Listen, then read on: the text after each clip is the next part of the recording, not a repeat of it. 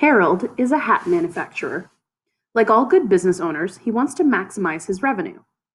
The finance department at his company gave him the following graph, and he needs to figure out what it means. He knows you're studying math right now, so he asks you to help him navigate the information. Taking a look at this graph, we will first clarify the meaning of the information on the x and y axes. The x-axis is the price of the hats, or how much Harold will sell them for. The y-axis is the revenue, or how much money Harold will make. Take close note that in that bracket on the y-axis is thousands of dollars. So, for example, if something is at 30 on the y-axis, it's not $30, but it's actually $30,000. You'll notice this is not a linear graph, so the amount of revenue will change depending on how much Harold sells the hats for. It can increase and decrease. On this part of the graph, the more Harold sells the hats for, the more money he will make.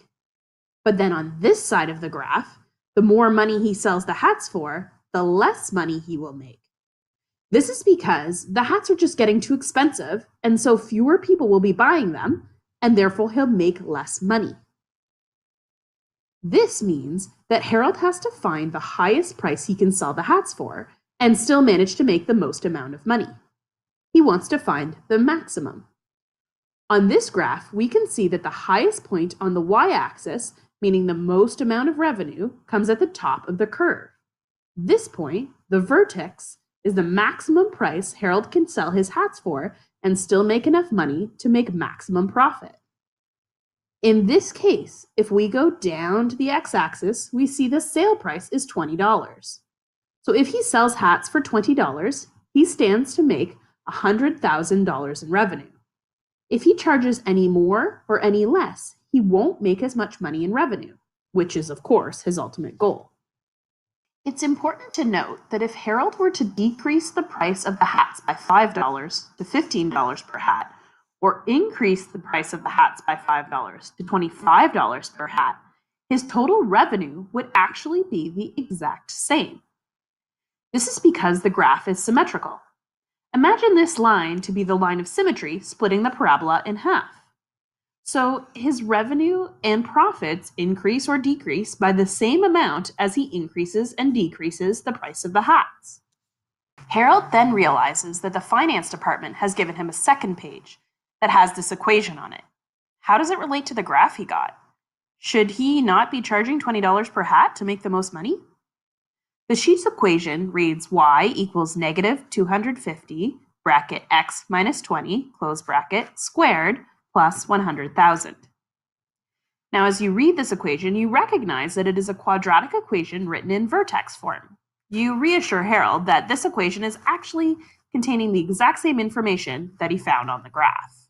First, you see that there are some very familiar values in this equation. Here, we see the $20 per hat that Harold should be charging for maximum profits, and here you see the $100,000, the amount that Harold could make in revenues. These two values are the vertex point we found on our graph earlier, 20 on the x-axis, 100,000 on the y.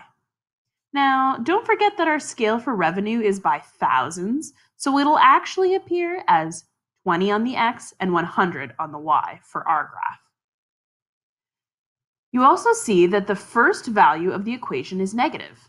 This negative value tells us that the parabola or graph will be facing downwards, like a frown. This makes sense since we're looking for a maximum value for his profits, which makes the vertex of this parabola. If this value had been positive, the parabola would have been upward facing, like a smile, and that would have given us a vertex at the bottom, or a minimum value, which is not the information we want if we want to talk about maximizing our profits. Therefore, according to both the graph and the equation that signify the same thing, Harold should sell his hats for $20 so that he can make the most in revenue, which should be $100,000.